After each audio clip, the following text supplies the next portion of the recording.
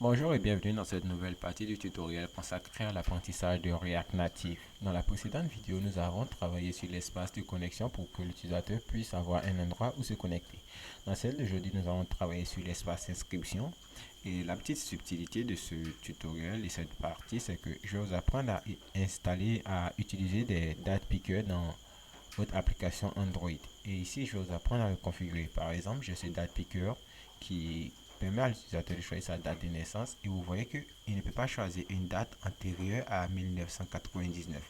Donc, je vous apprendrai comment est-ce qu'on peut configurer un date picker pour avoir une valeur minimum ou une valeur maximum ou pour permettre à nos utilisateurs de choisir des valeurs que nous aurons bien définies.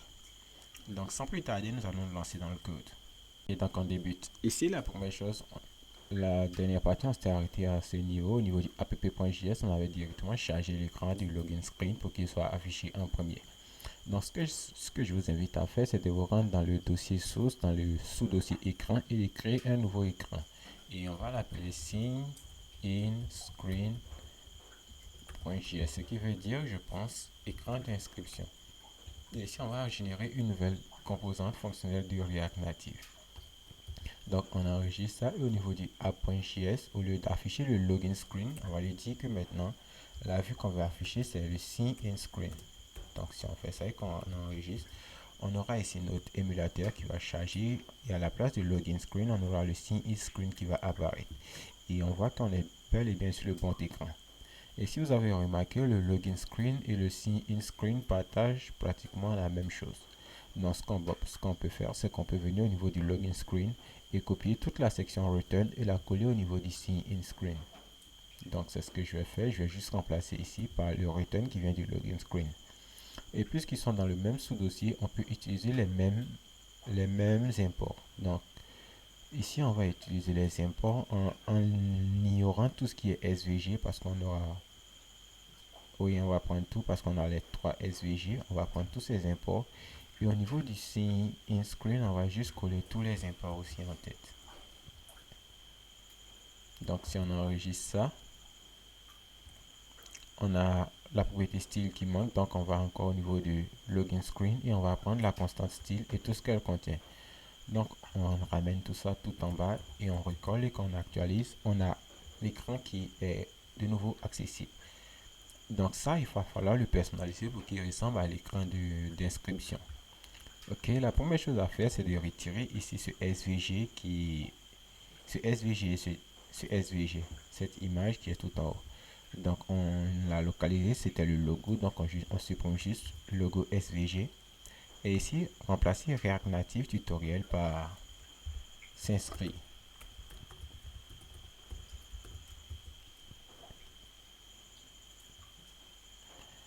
Ok, ensuite la chose qu'on avait à faire, si on n'avait pas mot de passe oublié, on n'avait pas oublié, on va juste changer ça. Lorsqu'on insère un utilisateur, il ne peut pas avoir oublié son mot de passe. Ok, et la prochaine chose à faire, je pensais j'avais trouvé un bon logo pour le mot de passe. Et c'était quel nom déjà? Je vais voir. C'était pas security.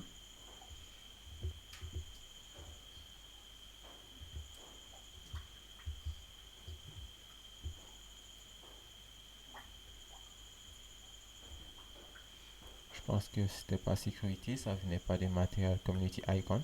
Donc on va juste importer encore une nouvelle bibliothèque pour gérer nos icônes. Donc on va venir ici importer. Cette fois ça sera Ionicons, je pense, from. Et ça vient toujours du React Native Vector Icon. Et ici c'est Ionicon. Donc on va juste prendre le Ionicon ici et là où on a le mot de passe, on remplace Material Community Icon qui génère l'icône du mot de passe ici. Et ici, au lieu de sécurité, le nom c'est iOS Lock Closed. Et je pense que c'est un outline à la fin. Et si on enregistre ça, on a l'icône de sécurité qui apparaît et c'est quelque chose qui est nettement mieux que celui qu'on avait. Ok. Donc, ce qu'on va faire, c'est que pour l'inscription, il nous faut deux autres champs. Il nous faut un champ pour le nom de l'utilisateur et un autre champ pour le contact et un champ pour l'email. Donc, sachant que l'email est déjà là, on peut juste dupliquer l'email deux fois.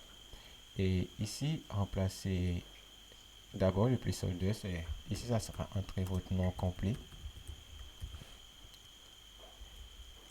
Et là, ça sera entrer votre contact. Je pense qu'après, on va trouver les icônes qui correspondent.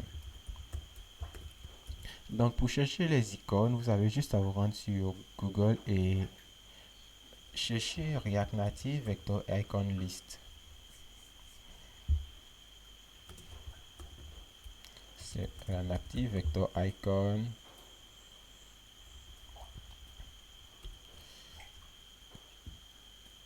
Donc, le lien est aussi présent dans la description. Vous pouvez cliquer dessus et tomber ici sur cette page qui liste toutes les icônes qui sont utilisées avec la famille qui les contient.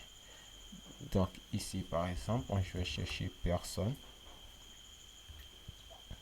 Donc, vous voyez qu'au niveau des personnes, on en a plusieurs. On va prendre ça pour personne, pour afficher la personne. Donc, là où est-ce qu'on a mis le nom, entrez votre nom complet. Au lieu de un petit pot, on va juste appeler le Ionicon. Parce que lorsque vous remarquez, c'est la famille des Ionicons et l'icône qu'on veut, c'est ce person outline. Donc, on appelle la famille et le nom, c'est person outline. Donc, si j'actualise, si j'enregistre ça, je vois que mon icône apparaît bel et bien. Donc, on va encore chercher une autre icône pour les contacts. Donc, ça sera une icône pour les téléphones. Voyons si un petit peu. Vous voyez que là, l'icône qui vient de un petit peu est un peu gras. Donc, on va prendre l'icône qui vient de un design. Donc, juste tout en haut encore, on va venir importer un design. Un design. Et ils proviennent tous du même React Native Vector Icon. Donc, React Native Vector Icon et Ant Design. Et cette fois pour le contact, là on a mis entre le contact, on remplace un petit peu par un design et le name cette fois c'est phone. Et si je réduis ça que j'affiche à nouveau mon émulateur, j'enregistre. Je pense que le logo du téléphone apparaît et c'est vraiment quelque chose de bien. Autre chose à faire pour cet écran, il va falloir avoir deux champs, un pour le mot de passe et un pour la confirmation du mot de passe. Donc, puisqu'on a déjà celui du mot de passe, on a juste à dupliquer pour avoir celui de la confirmation du mot de passe. Ici, laissez-moi juste mettre quelques espaces pour que le code soit aéré. Donc, ici, on aura un pour le mot de passe et un autre pour la confirmation du mot de passe. Et si vous le voulez, vous pouvez juste ici mettre un placeholder, mot de passe. Et je pense qu'avec le placeholder, c'est mieux que ça. Donc, on mettra juste ici le placeholder mot de passe. Et lorsque l'utilisateur saisit, le mot de passe devient crypté parce qu'on a mis ici le set secure text entry qui permet de signifier à une zone de saisie qu'elle doit contenir un mot de passe ou une information qu'on souhaite masquer. Ok, prochaine chose à faire, c'est de remplacer la valeur me connecter par m'inscrit. Donc ici, c'est me connecter et ici, on met m'inscrit. Et là, on va juste remplacer me connecter avec par m'inscrire avec, parce que l'utilisateur peut avoir la possibilité, pourra peut-être avoir la possibilité dans votre système de s'inscrire avec Google, Twitter ou bien Facebook. Ok, le plus simple est fait. Donc, on a notre formulaire qui est reconstruit. Et ce qu'on veut maintenant mettre en place, c'est le date picker. Donc, pour installer le date picker, vous avez juste à vous rendre dans la documentation et vous allez dans, je dis la documentation, la description de la vidéo et vous allez voir un lien qui dirige vers cette page GitHub où il y a le date picker et où on montre comment est-ce que ça s'utilise. Donc, si vous êtes sur Expo, cette bibliothèque ne fonctionnera pas pour vous. Je pense qu'elle ne fonctionnera pas pour vous, le code que nous allons taper, mais il y a une manière de le faire avec Expo. Et si, comme vous utilisez React Native pour développer, vous avez juste à prendre ce code et aller l'installer dans votre projet. Vous faites un coup de npm install React Native Date Picker au niveau de votre console ou au niveau de votre projet. Et une fois que cela est fait, la prochaine chose à installer, c'est d'installer Moment. Parce que par défaut, lorsqu'on va utiliser nos date picker, les dates qu'on aura seront en anglais. Donc, on voudra convertir ces dates-là en français. Donc, vous devrez juste installer Moment. Et vous allez, pour installer Moment, vous allez dans votre console et vous faites un coup de npm i Moment. Et vous faites un coup d'entrée. Et une fois que vous avez fini d'installer ces deux petites bibliothèques, vous devrez réinstaller l'application sur votre émulateur pour que les changements puissent être pris en compte. Donc, une fois que cela est fait, il n'y a pas de problème, on peut continuer. On va d'abord commencer par le date picker. On va commencer son intégration.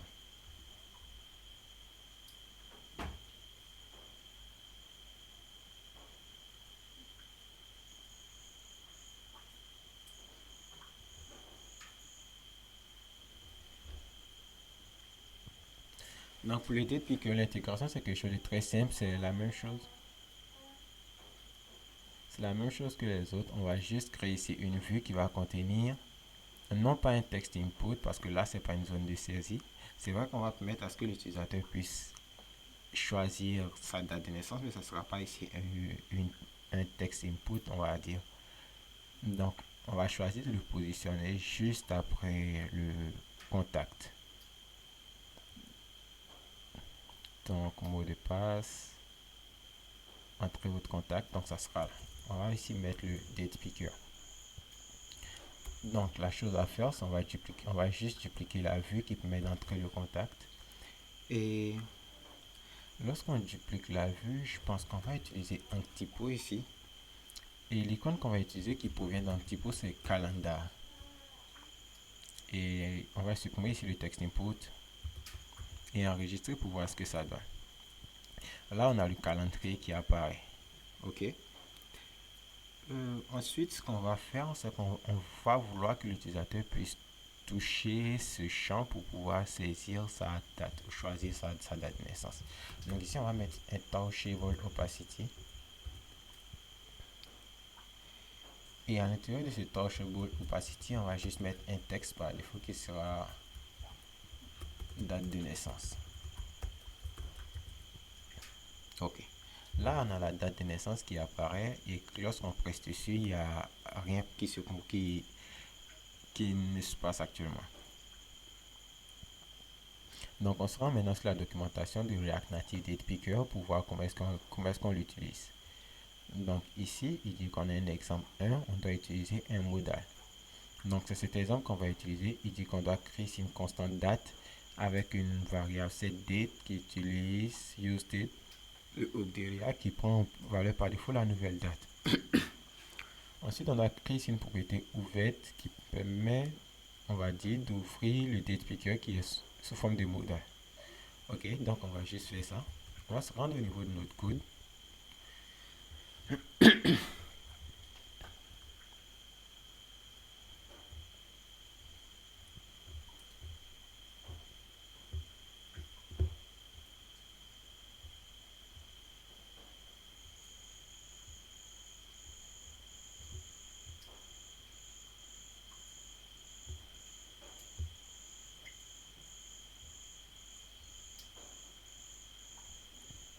On va se rendre au niveau de notre code et juste ici, on va venir définir ici les variables qui ont été définies sur la documentation officielle.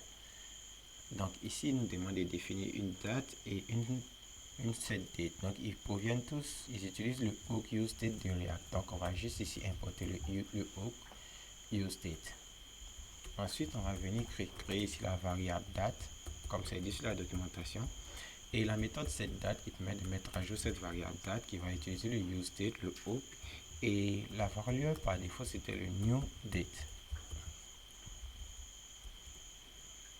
Ensuite, on doit créer une propriété open qui permet de savoir quand est-ce que le modal qui va contenir les dates est ouvert ou fermé. Donc ici, on va faire un open et la méthode c'est setOpen. Et par défaut, il utilise le même hook de React useDate et la valeur par défaut est à false pour lui dire que par défaut, le modal est fermé. Ensuite, on va créer une troisième propriété qui est personnelle qui va permettre de contenir la date que l'utilisateur aura choisie. Donc ici, ça sera perfDate et la fonction qui la met à jour, ça sera setPerfDate. Et je vais lui dire que par défaut, ça sera un define, c'est-à-dire la valeur par défaut sera non définie, c'est-à-dire l'utilisateur n'aura rien choisi lorsqu'il arrive sur cet écran.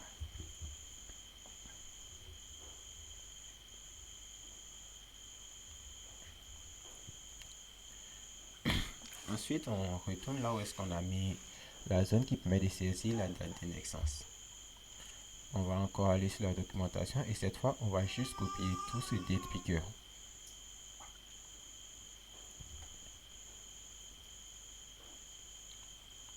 Ok, et le date picker, puisqu'il n'interagit pas avec le code, on peut juste le mettre là où on veut. Pour ma part, je vais mettre un commentaire et je vais dire ici c'est date picker pour que je puisse le retrouver facilement plus tard. Et ici, je vais mettre un dernier commentaire aussi, fin date picker, pour me rappeler que c'est là qu'il prend fin. Ok, ensuite on doit copier tout ce date picker, tout cet exemple de base et le coller là. Donc si on le colle là, vous verrez qu'on a déjà créé la méthode setOpen et la méthode setDate. Donc si on enregistre et qu'on affiche notre console, on a la propriété datePicker date qui n'existe pas. Ok. Cette propriété datePicker, nous allons devoir l'importer. Donc tout en haut, on va finir faire ici un import datePicker et c'est from React Native datePicker. Donc on importe le datePicker depuis la bibliothèque React Native datePicker que vous avez installée. Et si ça c'est fait, qu'on enregistre, on verra qu'on n'aura plus d'erreur. And is trying to register two views with the same name and date picker.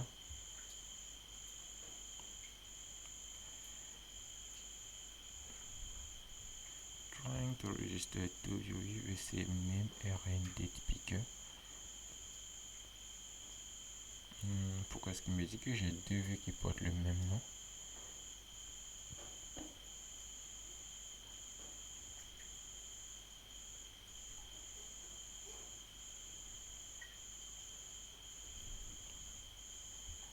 Two views with the same name date picker manager.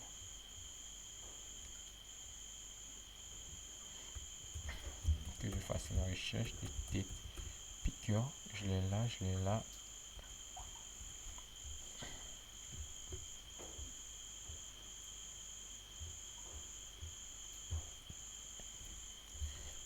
Là, je pense que c'est une erreur qui disparaîtra si je redémarre mon application.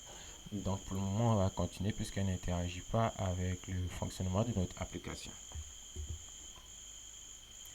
Ok, ensuite la configuration. Ce qu'on fait, c'est que vous voyez que là, pour le moment, si on clique sur la date de naissance, on va dire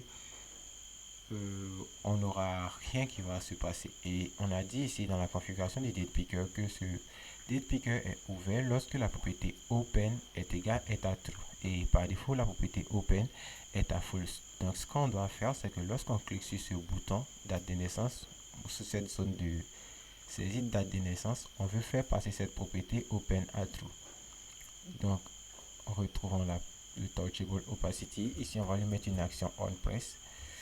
Et on va dire que lorsque l'utilisateur appuie sur cette zone, on va juste faire passer la propriété setOpen à true, qui permettra d'ouvrir le calendrier. Donc si on reprend et qu'on clique maintenant dessus, on a notre calendrier qui s'affiche avec les dates et je sais pas, ça doit être l'heure, la date complète, l'heure et les minutes, je pense.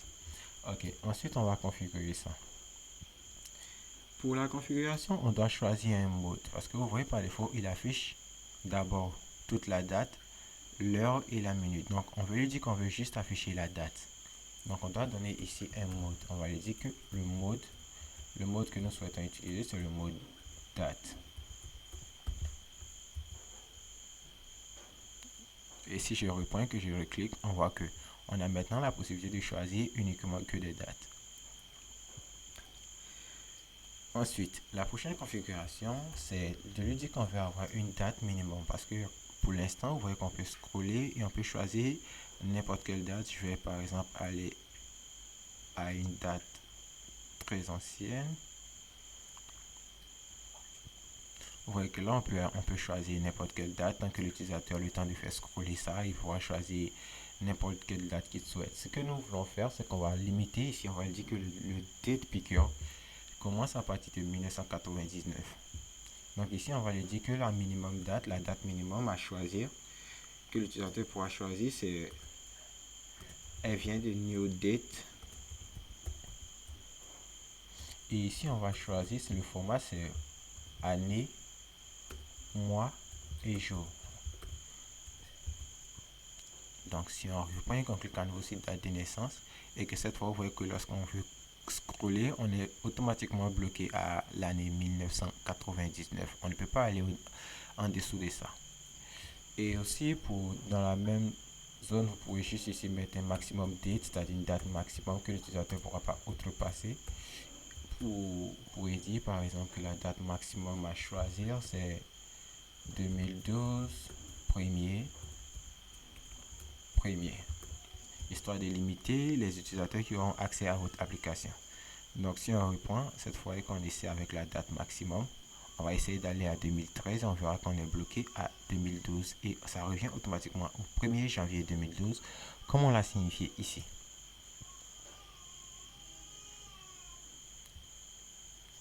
Ok, la prochaine chose à faire, c'est, vous voyez que lorsqu'on est sur cette date, les dates choisies sont toutes en anglais. Donc on a December, January. On va vouloir faire passer ces dates à français, à la langue française.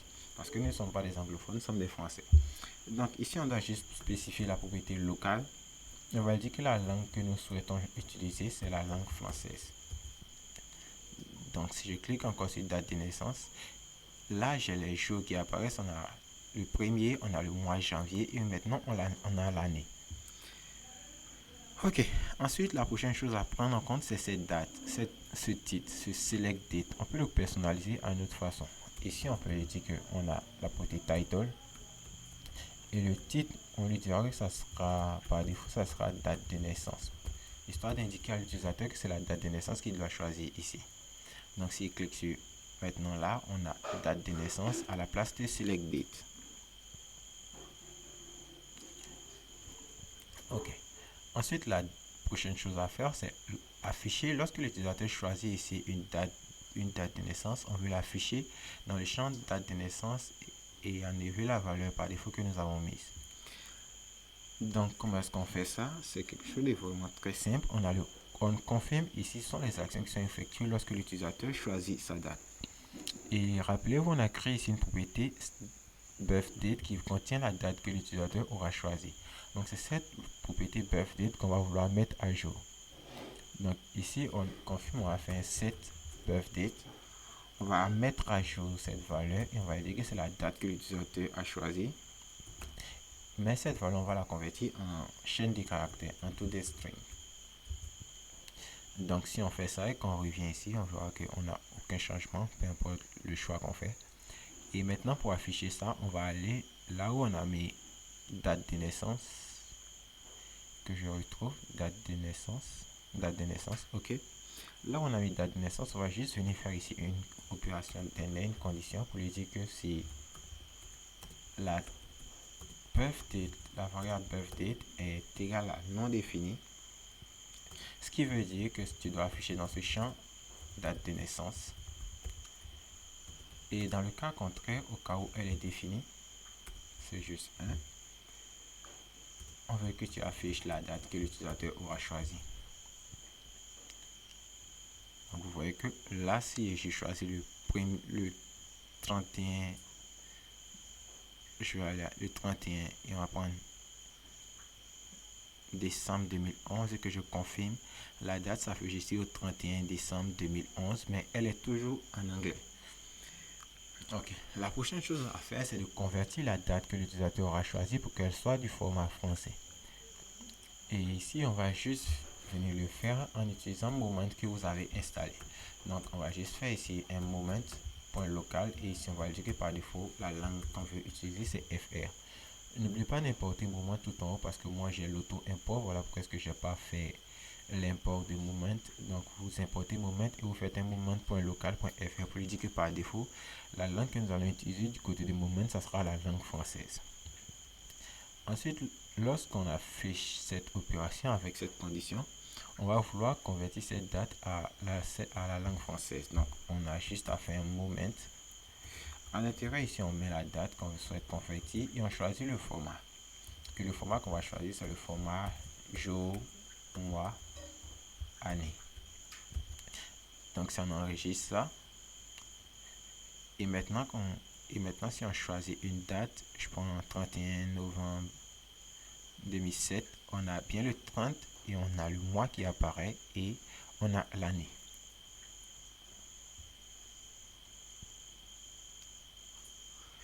Ok, dernière chose à prendre en compte, c'est vous voyez que la zone qui permet de saisir la date de naissance est limitée à là. Si on clique là, si l'utilisateur clique ici, il ne pourra pas avoir accès à ça seulement s'il clique là.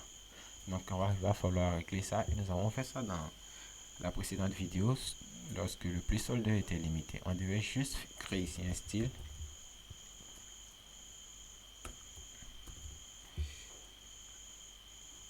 Et ici on va d'abord le signifier qu'on veut voir l'arrière-plan, le background color, on va dire qu'on veut avoir une couleur d'arrière-plan de rouge. Et vous voyez qu'il est limité juste à là. On voit que toute cette zone correspond à une zone de saisie. On veut qu'il s'étende jusqu'à la fin. Donc, pour régler ça, c'est simple. On va juste ici créer un flex de 1.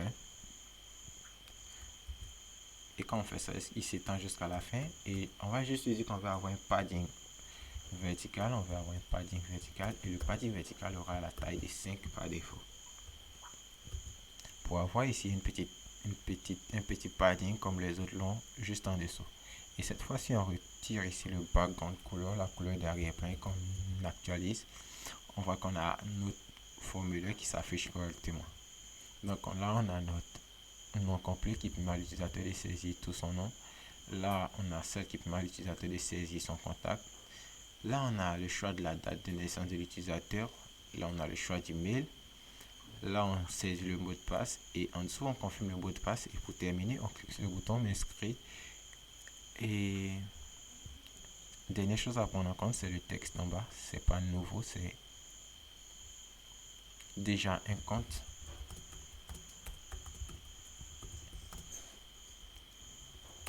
Déjà un compte. Et là, ça sera me connecter.